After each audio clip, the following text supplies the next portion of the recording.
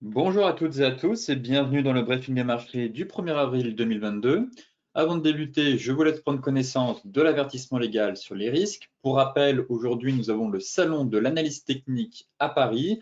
Par conséquent, juste après cette émission, je serai présent au stand d'IG à partir de 14 heures. Donc, n'hésitez pas à venir me voir, à me rencontrer en tout cas, si vous souhaitez discuter et échanger autour des marchés, des cryptos ou même des perspectives économiques. Alors aujourd'hui, grosse séance pour les marchés. On a pas mal d'indicateurs macro. On a eu quelques stats ce matin en Europe, notamment sur l'indice des prix à la consommation, oui, qui a quand même bondi. Et cet après-midi, on a l'ISM manufacturier à 16 heures, mais surtout le fameux rapport sur l'emploi américain à 14h30. Donc hier, on avait quand même une séance importante, je dirais d'un point de vue technique notamment, étant donné qu'on avait la clôture du mois, mais aussi la clôture du trimestre. Par conséquent, Wall Street a terminé le premier trimestre quand même sur une note négative. Le S&P 500 enregistrant même son plus important déclin trimestriel en 2 ans, comme vous le savez, sur fond de préoccupations croissantes à propos de la guerre en Ukraine et de l'impact inflationniste de celle-ci sur les prix.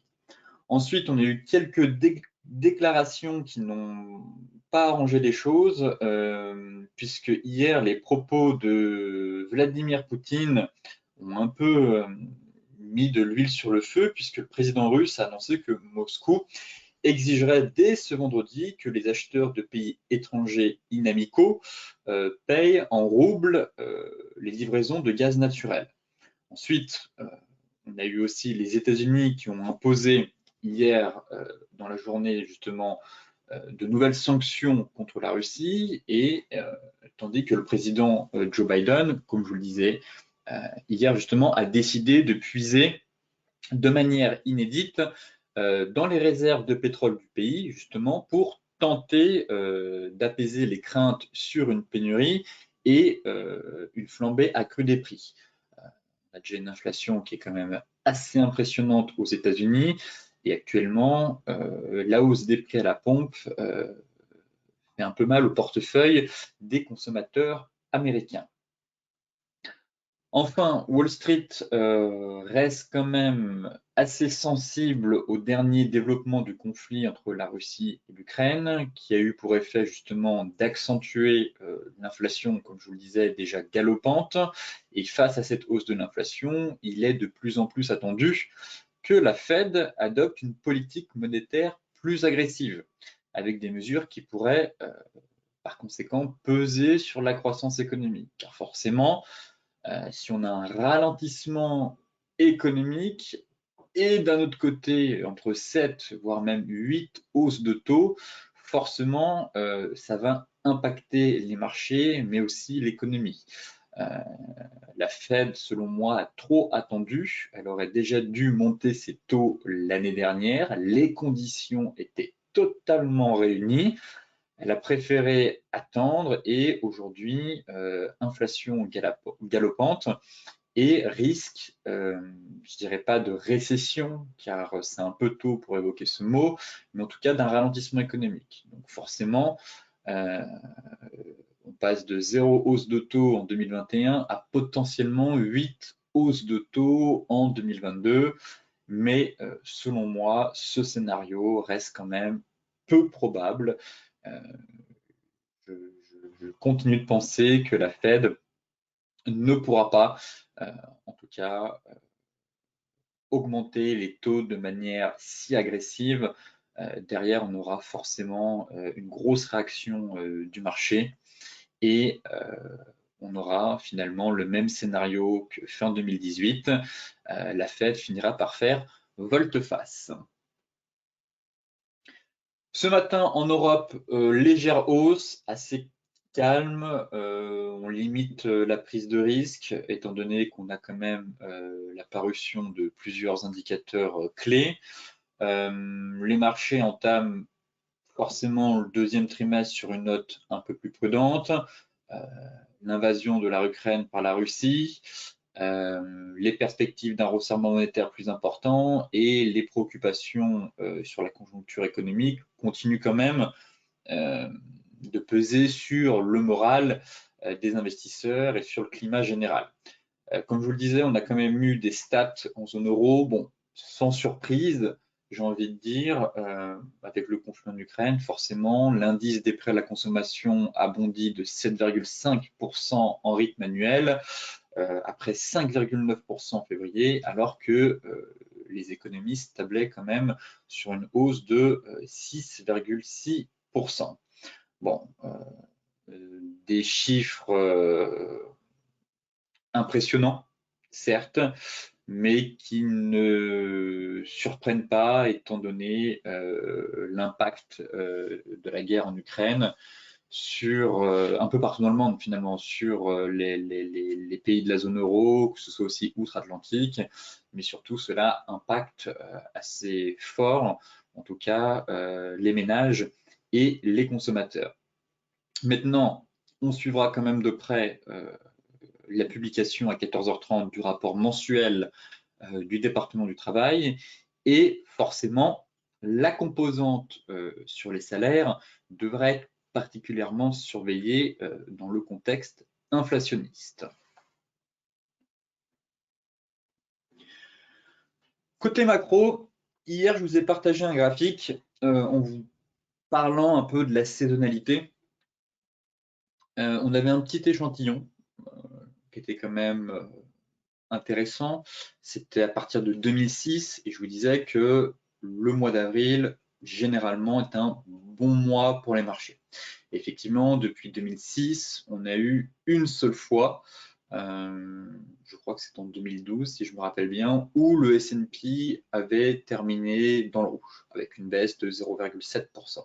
Globalement, les autres mois étaient plutôt bons. Ici, on a un échantillon un peu plus large et effectivement, même depuis 1950, donc là pour le coup, l'échantillon a vraiment une certaine pertinence, et on constate clairement que ce soit depuis 1950, au cours des 20 dernières années ou au cours des 10 dernières années, bon, performance plutôt bonne et même l'un des meilleurs mois de l'année avec octobre et novembre. Donc quasiment un S&P qui clôture proche des 2% en moyenne, voire même un peu plus. Après, encore une fois, ça reste des statistiques. Globalement, on est sur un bon mois. Après, là, attention, effectivement, car on est en période d'élection de mi-mandat cette année. Et effectivement, en période d'élection de mi-mandat, le S&P est un peu plus fébrile, même sur l'année, généralement. Et là, on constate très clairement, bon, on est quand même dans le clôture quand même sur une note positive, mais la performance n'est pas la même. N'oublions pas que les risques n'ont pas disparu pour autant. Il y a toujours des craintes, il y a toujours des inquiétudes, néanmoins, le pire n'est pas certain. Globalement, on peut s'attendre à un bon mois, mais effectivement, les élections de mi-mandat pourraient potentiellement un peu peser sur la performance du S&P 500. Ensuite, certes, c'est un bon mois pour les actions US, mais aussi pour le Bitcoin, pour les crypto-monnaies. Effectivement, le mois de mars, j'ai envie de dire que le mois de mars a été bon dans le sens où on a eu une belle clôture de fin de mois, avec une cassure de résistance. On fera le point dans la partie technique, notamment les 45 000 $. Mais globalement, la performance sur le mois, elle, est négative. Si on compare depuis 2014, là, pour le coup, à prendre avec des pincettes, dans le sens où l'échantillon est relativement court. Vous voyez que depuis 2014, même pas 10 années, c'est vraiment un faible échantillon. Alors autant sur le S&P, on peut backtester ça depuis 1950. Voilà, on commence à avoir des données assez solides. Sur le BTC, pareil, on assiste à une certaine saisonnalité.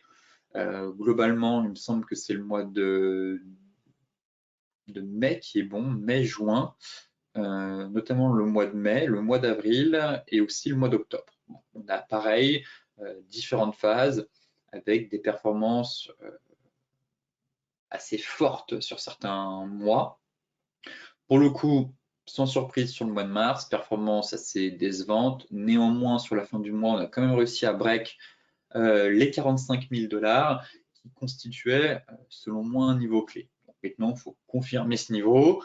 On est justement venu combler le gap sur les CME. C'est ce que je vous disais, pour celles et ceux qui cherchaient à rentrer sur le BTC, attendez le comblement du gap, on fera le point dans la partie technique, mais ce gap-là a été comblé. Donc là, c'est un bon point. Et on pourrait démarrer le mois d'avril de bon pied, étant donné que globalement, au cours des précédentes années, on a quand même eu de bonnes performances.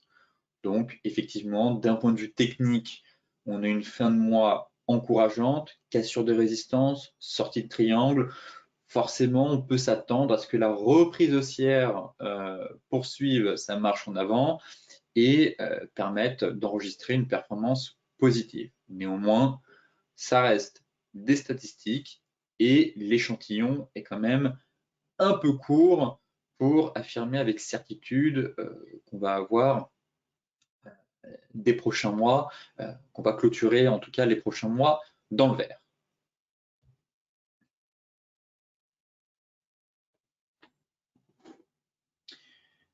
Direction les indices avec notre bon vieux CAC 40 avant d'aller sur le pétrole.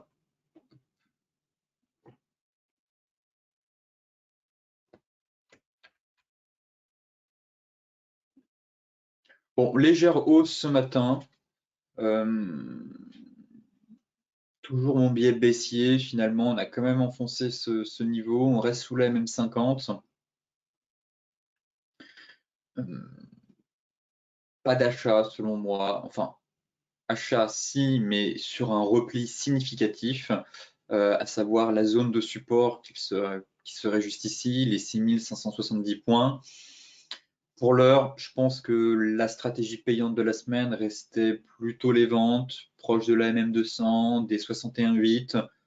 Avant le NFP, très honnêtement, j'ai pas envie d'être acheteur non plus. Celles et ceux qui étaient vendeurs par ici, eh bien très bien, tant mieux même. Vous avez un peu de marge, vous pouvez mettre votre stop loss à break-even. Mais voilà, l'idéal pour moi, c'est toujours un retour sur la zone des 50 vers les 6570. Je vais quand même regarder la clôture hebdo. Bon, voilà. Assez parlante, je trouve, cette clôture hebdomadaire. On risque potentiellement d'avoir un nouvel échec sous la même 50. Donc là, vraiment, grosse résistance. Pas envie d'être acheteur, plutôt continuer à travailler le sens vendeur pour obtenir un repli assez conséquent. Voilà. Revenir en fait sur le niveau. Bon, en TP1, l'idéal serait les 6570 et en TP2, les 6415, 6465. En données 4 heures, bon, je pense vraiment qu'on est dans un range. Celles et ceux, on a fait l'excès aussi ici, on a eu le pullback sur notre zone. Celles et ceux qui ont vendu ici, je vous disais, bah, vous placez votre stop juste au-dessus. Je pense qu'on peut même le descendre, le mettre un peu plus bas maintenant, ce stop loss, diminuer le risque. On a la MM200 4 heures qui arrive, donc on peut baisser un peu ce stop loss. Si certains veulent se mettre à break-even juste avant les données américaines, c'est aussi une très bonne chose à faire. Il y a suffisamment de place. Celles et ceux qui sont rentrés ici, bon, ça laisse 60 pions, c'est pas mal. Donc, mise à bas d'un stop loss pour celles et ceux qui ont vraiment eu un bon point d'entrée ici. Et derrière, l'idéal, comme je vous le disais, c'est de retourner sur ce niveau. Voilà, on a la MM50 qui remonte ici, sur une belle zone de support. Donc, forcément, pour l'instant, je ne vise pas de nouveau le TP2, bien évidemment, serait ici, mais je ne vise pas, pour l'instant, en tout cas en cette fin de semaine, une grosse correction. Mais bon, avec les données américaines, on est sûr de rien. En cas de déception, je ne serais pas surpris qu'on revienne chercher ce niveau de support. En tout cas, plutôt des ventes à chercher. Si vous êtes déjà positionné, là juste avant les stats US, ça ne sert à rien de prendre position sur les indices. On est plutôt sur de la gestion de position.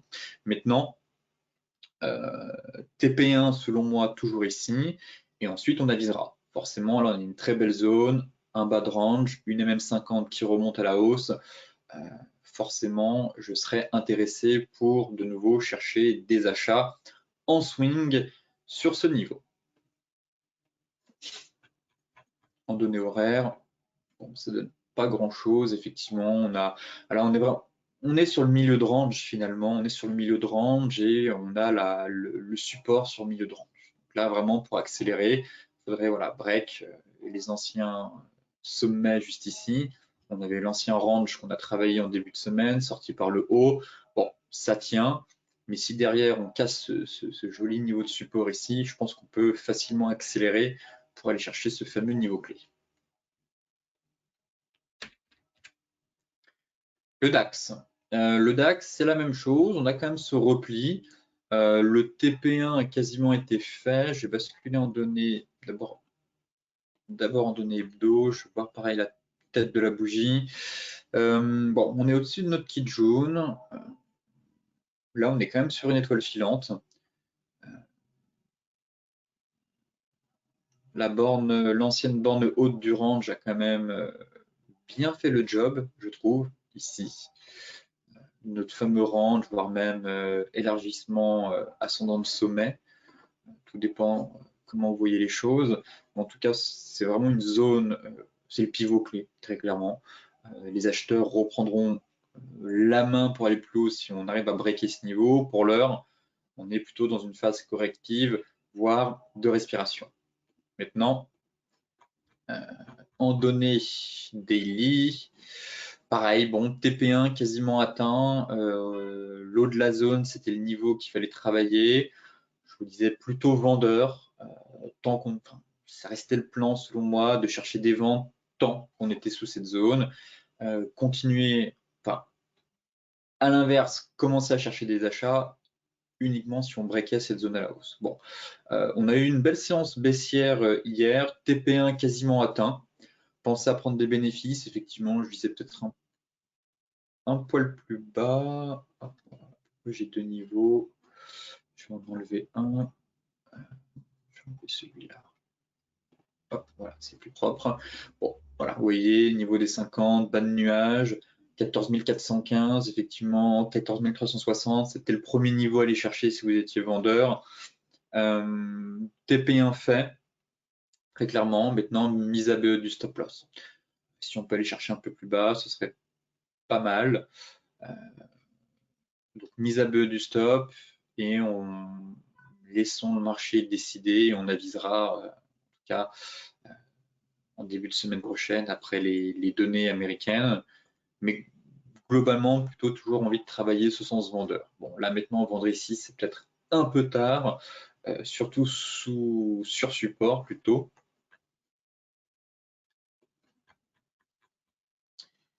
Et en données 4 heures, voilà, l'idéal, pareil, selon moi, serait de nouveau de venir chercher la même 50. Si on peut aller chercher un petit TP2 par ici, si on est vraiment dans un range de consolidation, là pour le coup, on a réussi à break l'ancienne borne haute de notre triangle. Ça tient. Si vous étiez vendeur par ici, même chose, soit vous abaissez votre stop loss, en tout cas, pensez à vous payer, et le mettre à break-even, pourquoi pas, c'est aussi une bonne chose, mettre le stop loss à break-even, et ensuite, prenez quand même des bénéfices et advienne que pourra. J'ai envie de dire, l'idéal, c'est d'aller chercher ce TP2. Voilà, on a une belle zone ici, quasiment 200 points plus bas, donc c'est pas rien. On est sur support, vendre ici, certainement pas. Prendre des positions avant les données américaines, certainement pas aussi. Comme je vous le disais, plutôt de la gestion de position pour celles et ceux qui étaient rentrés en swing à la vente en début, milieu de semaine. Voilà. Donc pour moi, l'objectif idéal reste quand même ce bas de range, voire pourquoi pas un excès baissier pour venir combler le gap par ici. Mais bon, on a déjà quand même un gros niveau et les acheteurs, à mon avis, devraient quand même défendre ce niveau clé. Sur le Dow Jones,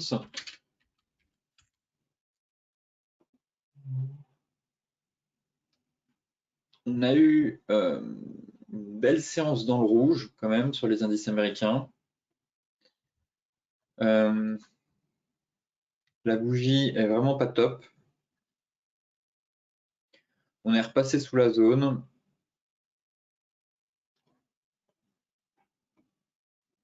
J'ai envie de voir la bougie du mois. Bon. On a quand même réussi à tenir notre plate and can. Donc ça, c'est quand même un bon point. On pourrait peut-être aller chercher plus bas, venir faire le pullback. Bon, la Tenkan tient pour l'instant, en tout cas en clôture. Maintenant, la bougie hebdo, ça, c'est un mauvais point.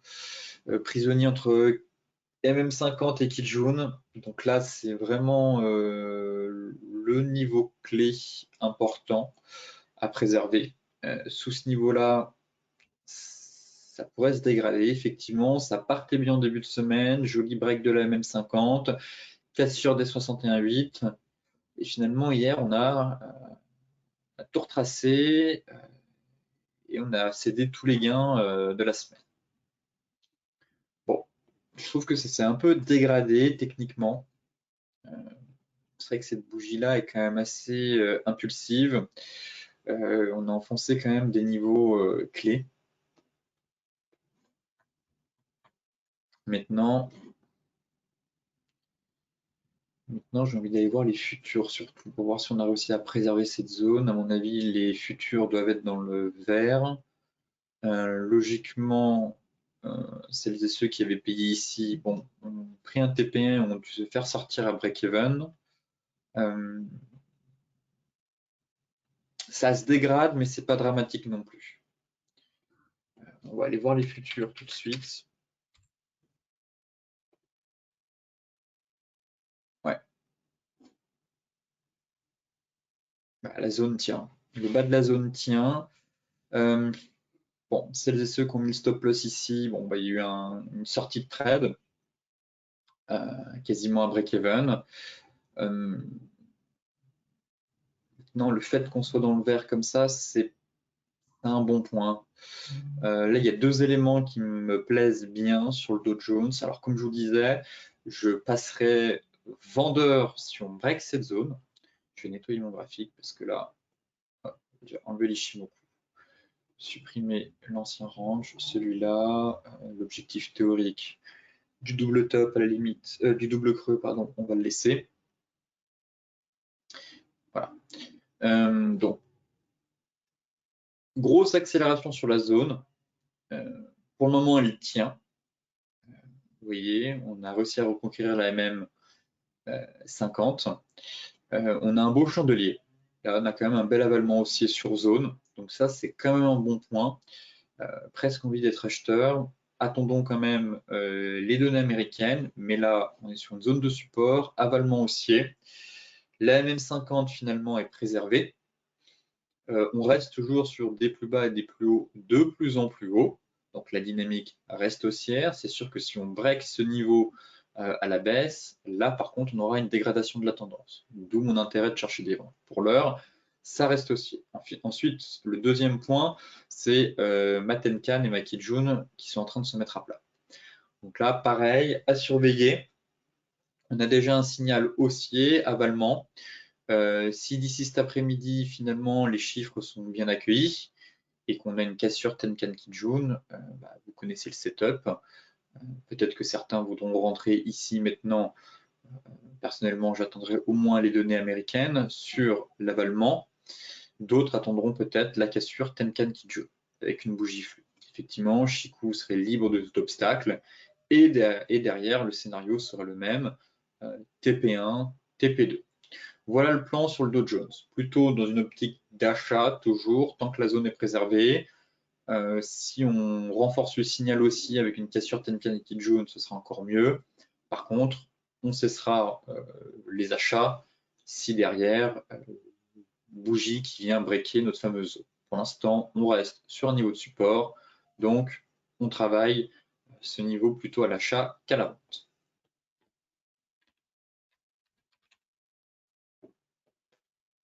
L'euro-dollar, le bull trap était juste magnifique. Peut-être que certains ont réussi à vendre. On a eu notre pullback. Ici, je vous disais, on était en train d'enfoncer la zone. En données horaires, on a eu un joli pullback hier. Voilà, ici, tac, tac. Donc, j'espère que certains sont entrés en position suite au bull trap. En fin de journée, vraiment énorme pullback ici et même 50 plaquettes jaunes. Stop loss, je vous disais, eh bien au-dessus des plus hauts, au-dessus de la même 50 et viser TP1, indice. Donc là, si je rebascule en données daily, effectivement, on a quand même une belle bougie baissière impulsive et directionnelle avec beaucoup de corps. Haut de biseau, faux breakout, on appelle ça même un fail breakout haussier. Maintenant, je garde le biais baissier pour aller chercher les indices. Voilà. Logiquement, pareil, il y a le NFP, à vous de voir. Est-ce que votre stop loss, vous décidez de le laisser ici, vous avez de la marge, ou de le mettre à break-even pour celles et ceux qui sont entrés sur pullback. Bon, là, vous avez quand même quasiment 60, voire même 80 pips d'avance. C'est pas mal. Mettre à break-even, ça peut le faire aussi. Le laisser en haut, c'est pas, voilà, les deux sont bons, mais je comprendrais celles et ceux qui veulent mettre à break-even. Il y a quand même pas mal de place, quasiment 60-80 pips, c'est pas rien. Ça m'étonnerait qu'on ait une bougie 5 minutes ou 15 minutes qui fasse 80 pips, donc d'ici là, vous aurez le temps d'agir. Mais dans le contexte actuel, je reste baissier. Indice, TP1. Et derrière, si on casse par le bas, pourquoi pas 1,09, voire 1,0865.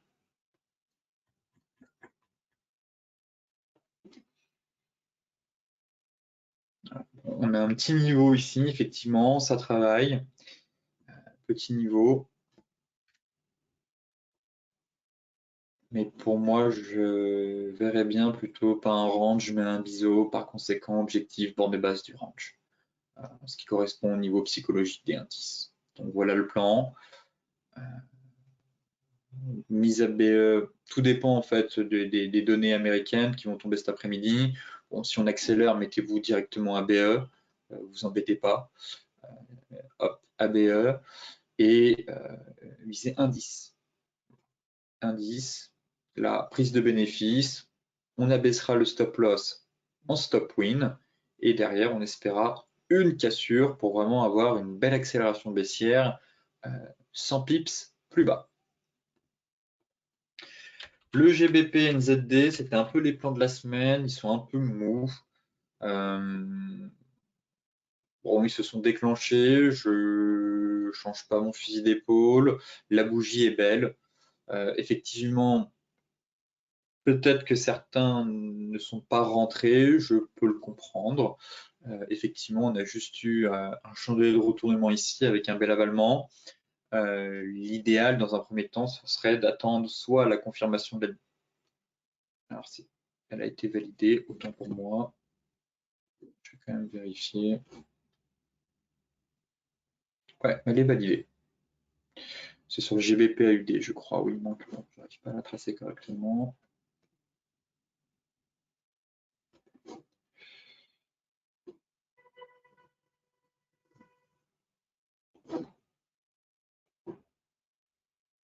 Mais ouais, elle a été validée hier, sur l'avalement aussi.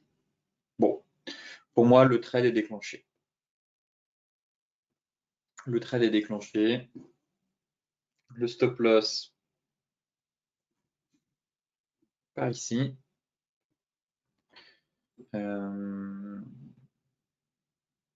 Ouais, ça me semble pas mal. Ça me semble pas mal. On a notre zone hebdo. Parfait. Hop, caché. Donc on est sur une belle zone. stop loss sous le bas de la zone. Parfait, plan déclenché. Plan déclenché, objectif 50, ça me paraît un peu ambitieux, très honnêtement. 38,2, ce sera déjà bien. Prendre un TP1 ici, TP2, et pourquoi pas garder un reliquat, mais ça me paraît un peu compliqué.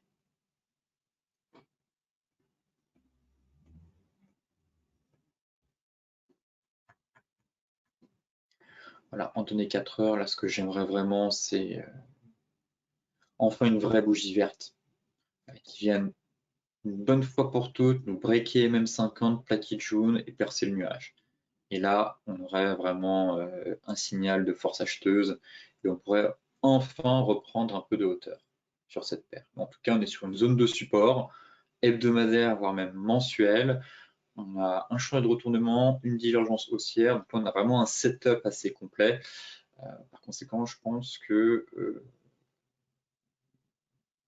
c'est pas mal de tenter un achat avec un stop loss sous les plus bas et viser voilà, 23,6 et 38,2. On verra si on a la force d'aller chercher les 50, mais ça me paraît un peu ambitieux. Mais voilà, TP1, TP2, par ici. Le GBP AUD, forcément, c'est la même chose. Mais ici, on a du retard. Ici, on a du retard.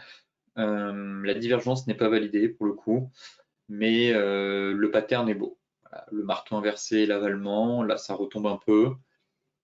J'aime bien le pattern. Après, même constat.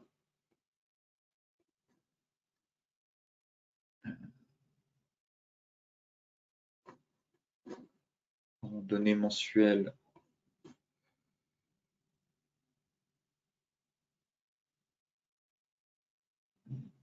peut-être sur un bas de zone, mais plutôt hebdomadaire.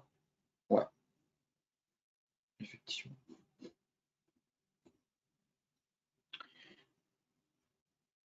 Par ici. On a fait un peu d'excès, donc clôture c'était pas mal.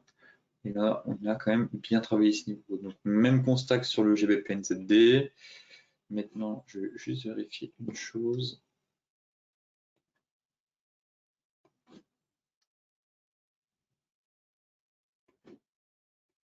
C'est l'objectif théorique du double creux, du double top. Effectivement, on a eu un très beau double top qui s'est déclenché. L'objectif est un peu plus bas. Bon, on peut aller chercher un peu plus bas. En tout cas, un rebond, on peut très bien faire un rebond avant de retomber. C'est ce rebond-là que, bien entendu, la dynamique est baissière, mais là, j'estime qu'on est sur une zone, qu'on a une divergence, qu'on a des chandeliers de retournement, et donc pareil, envie de tenter le rebond pour aller chercher 23,6 et 38,2. Même plan que sur le GBP-NZD. Néanmoins, sur le GBP-NZD, on a vraiment la confirmation. La divergence est validée, là, elle n'est pas validée, donc on est sur anticipation de divergence via les signaux donnés par les chandeliers japonais. Maintenant, soit vous rentrez maintenant, le stop loss se place ici, soit vous attendez la confirmation de la divergence. Dans ce cas-là, vous risquez sûrement de rentrer un peu plus tard, mais au moins vous aurez eu une confirmation totale. Il y a les prix et la diff. Et le scénario restera le même, TP1, TP2.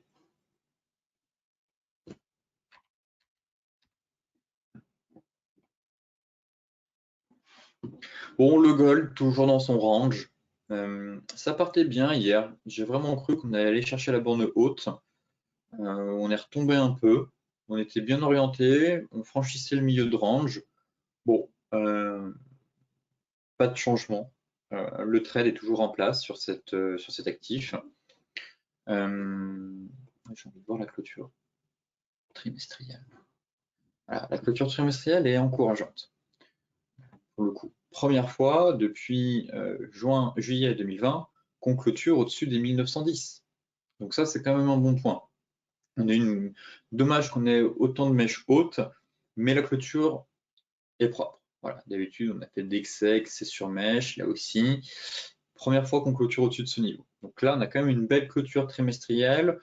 C'est encourageant pour la suite. La mensuelle, bon, je ne vais pas vous cacher qu'elle n'est pas folle. Cette longue mèche haute, c'est un peu dérangeant, mais bon, c'est lié surtout à des prises de bénéfices. Il est peut-être monté un peu haut, un peu vite, un peu fort. Prise de bénéfices logique suite au conflit en Ukraine. On avait quasiment gagné en l'espace d'un mois 15%. Pour le métal jaune, c'est pas mal. Prise de bénéfices, mais bon, même constat. Depuis octobre 2020, vous voyez, toutes les mèches. Pareil en février, et là, enfin une clôture au-dessus des 1910. Ça reste un bon point. Maintenant, il faut continuer à travailler ce range. Un trade est en place, un stop loss juste en dessous. Je vise toujours les 1965. Voilà. 1965, 1960, et j'attends la cassure pour placer un renfort. Voilà, en données 4 heures, on filtre. Effectivement, hier, c'était bien parti. J'ai vu cette belle bougie. Je me suis dit, ah, enfin, on break le milieu de range, MM200, MM50, deux doigts de sortir pour l'eau du nuage. Finalement, c'est un peu retombé, c'est dommage. Bon, le plan reste le même. Si certains sont vraiment pas à l'aise avec un potentiel retour sur le bas de range, eh bien, mettez votre stop à break-even. Logiquement, vous êtes rentré sur le marteau ici, on a même eu un pullback, peut-être que certains, les retardataires, sont peut-être rentrés un peu plus haut par ici. Bon, mettez votre stop loss à break-even. Pour ma part, je préfère le laisser ici, tel quel, prêt à prendre le risque d'un nouveau retour sur cette zone. Voilà. Effectivement, pour le coup, je mettrai vraiment à break-even une fois qu'on aura tapé le haut de la zone. Ou qu'on soit bien sorti du nuage et en direction des 1950. Alors, effectivement, je pense qu'on pourra remonter le stop, au moins par ici. C'est aussi possible de remonter le stop pour déjà diminuer le risque. Maintenant, encore une fois, tout dépend de votre profil, tout dépend de votre gestion du risque. Soit vous le remontez, soit vous le mettez à break-even, soit vous le laissez sous les plus bas. Libre à vous de choisir votre méthodologie de money management dans votre trading. Mais toujours dans ce range, TP1 n'a pas changé ici. Ensuite, on avisera une fois que le marché sera sur ce niveau. Et en cas de cassure, bien évidemment, il faudra renforcer pour jouer ce magnifique double creux et espérer une reprise en TP2 par ici. Et derrière, pourquoi pas avoir la fameuse tasse avec anse. Et donc là, pareil, vraiment se faire un trade swing moyen long terme.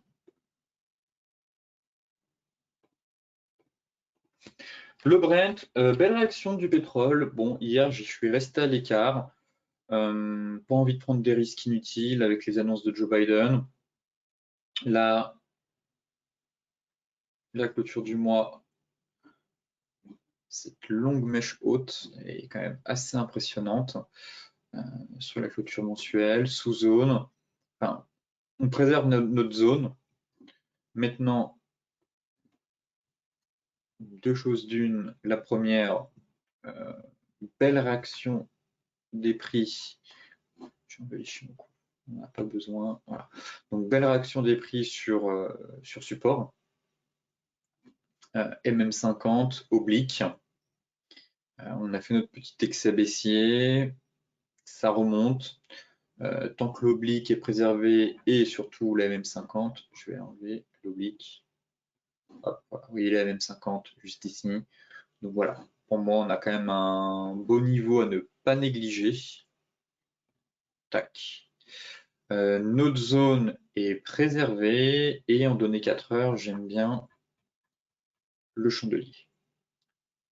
Alors, on a quand même fait un bel avalement, 4 heures. Bon, si certains veulent tenter un achat, je pense que c'est pas interdit.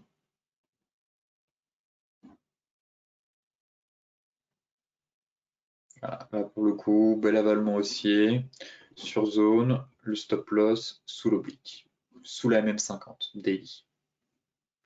Espérer viser les 112. 112, puis 115. En tout cas, j'aime bien la configuration. Voilà, avalement, zone préservée finalement. Pour l'instant, ça tient. Après, placer un trade sur le pétrole avant le week-end, ça reste quand même risqué. Bon, vous pouvez le tenter et voir si vous avez suffisamment de marge avant la clôture ce soir. Sinon, plutôt focus dessus à partir de lundi. Mais j'aime bien ce qu'on est en train de faire, en tout cas sur le pétrole. Belle réaction sur zone, MM50, oblique, daily qui tiennent, donc logiquement un stop loss sous ce niveau-là pour aller chercher dans un premier temps 112, puis 115.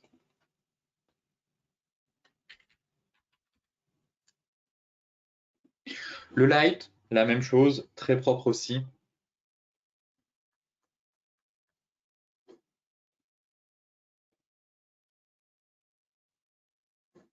Ouais, belle mèche haute sur le pétrole quand même. Mais belle réaction sur le niveau de support intermédiaire. Là, on a quand même une très belle zone ici qui a été travaillée, toutes les mèches et les clôtures de body qu'on a juste ici, 97,60. Et derrière, si on affine, même constat. Oblique, prise d'appui sur oblique, MM50, c'est très propre. Retour sur notre bas de zone, MM50 fait le job, oblique haussière, et de nouveau, chandelier de retournement donné 4 heures. Voilà. Donc là, je vais enlever ça. Hop. Donc là, on pourrait avoir un range, en fait. Un joli range entre deux zones sur le pétrole. Voilà. Deux grosses zones, 107, 50, 110, bas de zone, bas de range, oblique MM50, zone horizontale de prix. Donc un niveau où les composantes et les prix convergent. 98, 25, 97, 30. Donc là, pareil, bel avalement 4 heures sur bas de zone. Donc c'est vrai que ça peut être tentant. Le stop loss est facile. Juste ici, on affine en données daily. Voilà. Stop loss par ici. Sous MM50, sous le bas de la zone. Et l'objectif serait le même. Retour sur la zone haute. Ici, TP1. Et si on casse, on visera les 116.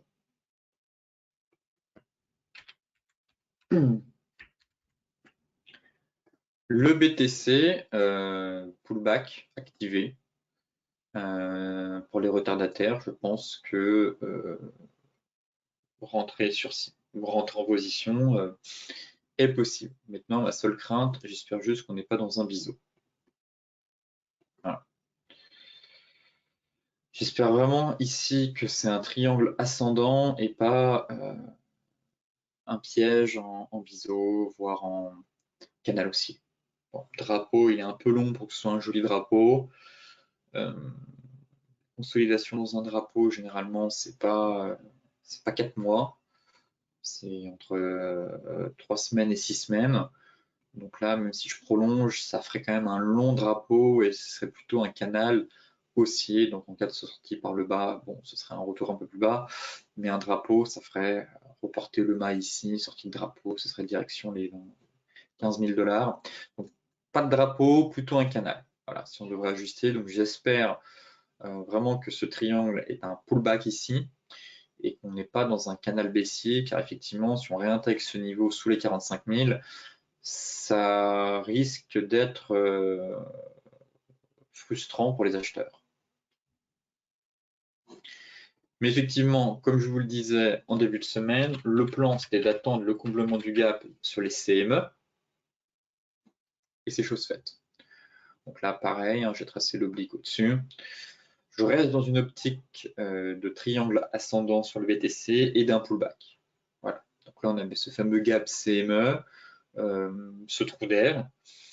On est venu combler, prise d'appui sur les 45 000. Pour l'instant, ça tient. On est sur un pullback. Donc maintenant, pourquoi pas voilà, celles et ceux qui veulent tenter un achat, c'est pas interdit. Stratégie agressive, stop loss par ici. Là, notre kit jaune remonte, mais va se mettre à plat bientôt, logiquement demain. Donc, sous bas de nuage, sous kit jaune, stratégie plus prudente par ici. Voilà. Et TP 52 000 et pourquoi pas un peu plus. Si je repasse sur le Bitcoin, sur le spot, voilà. La stratégie, c'est à peu près la même. Plaquette jaune, donc sous plaquette jaune, plus prudente, sous le bas de zone. Et de nouveau, viser le plaquette jaune hebdomadaire. Voilà. Donc là, ça reste propre. Bon, ce serait bien qu'on préserve en clôture hebdo la MM50. Ce serait vraiment un bon point. Et derrière, TP1, TP2. Pour l'instant, les acheteurs gardent la main. J'ai envie de voir la clôture mensuelle pour le coup. Ouais, la clôture mensuelle est bien au-dessus des 45 000. Pas de grand-chose, mais clôture 45 531. Donc pour moi, en mensuel, on confirme la clôture au-dessus de ce niveau. Maintenant, on est prisonnier entre Tenkan et Kijun. Là, l'idéal, ce serait d'aller de nouveau chercher la Kijun, la Tenkan, pardon. Donc 51 000 et viser les 53 000. Donc, je reste aussi sur le BTC pour l'instant. Zone de support préservée. Pas de clôture sous ce niveau. Donc, tant qu'on ne clôture pas sous ce niveau, je considère tout simplement que les acheteurs gardent la main. Maintenant, si on affine un peu en données 4 heures, pas grand-chose. Et en données horaires, est-ce qu'on a eu un signal? Non, non plus. Bon, tant pis. On n'a pas eu d'avalement horaire, mais ça rebondit, en tout cas. Donc, pas d'alerte baissière finalement, tant que j'ai pas une clôture daily. Sous les 44 000, voire même 45 000, sous le bas de zone. Voilà. Donc là, plutôt un plan haussier, c'est le plan qu'on attendait depuis le début de la semaine. Le comblement du gap, CME pour justement tenter un achat sur repli. L'Ethereum, pareil, pour les retardataires, je vous disais de travailler la zone, d'attendre un retour sur bas de zone. C'est chose faite. Celles et ceux qui ont payé le triangle ici, pas d'inquiétude, vous remontez le stop. Je pense qu'on peut même remonter un peu plus haut le stop. Voilà, très clairement, le mettre maintenant par ici. Alors attendez, je vais d'abord. Ah, c'est dommage. Il manquait pas grand-chose. Ça aurait été vraiment top d'avoir une clôture au-dessus de Tenkan. Bon, même constat, on reste prisonnier entre Plaquette jaune et notre fameuse Tenkan. Bon, il y a de la place maintenant pour aller chercher au moins les 3510. En données weekly, ouais, on a un beau niveau. Notre plat Tenkan mensuel correspond au plat Kijun. Enfin, maintenant, là, c'est pas un plat. La Tenkan est remontée, mais elle est remontée sur le niveau de Kijun. Donc là, on a quand même un niveau important. On a un niveau important à 3510, 3000. Ça, c'est 3000, c'est ça, 3513. Donc niveau qui converge, Tenkan mensuel, Kijun hebdo. Maintenant, voilà, c'est pas alarmant. On est revenu pullbacker l'ancienne zone. Prise d'appui sur Tenkan. Je pense que les retardataires qui veulent tenter un achat peuvent. Voilà. Pour celles et ceux qui sont rentrés sur le triangle, bah, logiquement, vous avez déjà pris des bénéfices. Maintenant, soit vous remontez votre stop ici, soit vous le laissez là. Effectivement, celles et ceux qui sont intéressés pour payer l'Ethereum, bon, plus risqué stop loss ici, plus prudent stop loss sous ce niveau-là. Et voilà, on a un repli de marché, on n'a pas de chandelier daily de retournement. La petite divergence finalement a plutôt bien fonctionné. Et ici, on a une petite divergence. Tac, tac, elle a fonctionné. On a, à mon avis, retracé les 50% à tous les coups. Ouais, hop, voilà. Pile poil les 50. Ça tient, et même 54 heures, on soutient.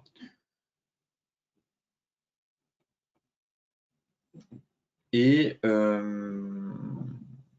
donc, pour moi, on est sur un pullback. Voilà. Malheureusement, on n'a pas de changé de retournement 4 heures sur la zone. À voir. Potentiellement à venir une cassure Tenkan Kit jaune. Si on arrive à déclencher un nouveau flux haussier. Mais pour moi, on est sur une. On reste sur une phase de correction, de repli. Le marché a quand même pris en même pas en 15 jours quasiment 40%. Bon, sans véritable repli, sans correction. Bon, un marché qui reprend son souffle sur une zone clé. On n'a pas eu de bougie catastrophique. On donnait des lignes, on n'a pas eu d'incursion. Les MM50 remontent, que ce soit sur le BTC ou sur l'Ethereum. Bref, pour l'instant, pas d'alerte baissière tant que je n'ai pas une clôture sous les 3200. On aura plutôt envie de continuer à travailler cet actif dans le sens du flux, à savoir à l'achat pour viser les 3513. Effectivement, ça risque de bloquer sur notre Tenkan mensuel et Kijun hebdo. Et derrière, en cas de break, vraiment viser le haut de zone, les 3700 $. Sur ce briefing des marchés touche à sa fin. Pour rappel, je serai au salon de l'analyse technique cet après-midi vers 14h, 14h30 à Paris. Donc, n'hésitez pas à venir me voir si vous souhaitez échanger sur les marchés ou même sur les cryptos. Ce sera avec un réel plaisir. Sinon, pour les autres, passez un excellent week-end. Soyez prudents sur les marchés et je vous dis à lundi pour un nouveau point complet sur la planète finance.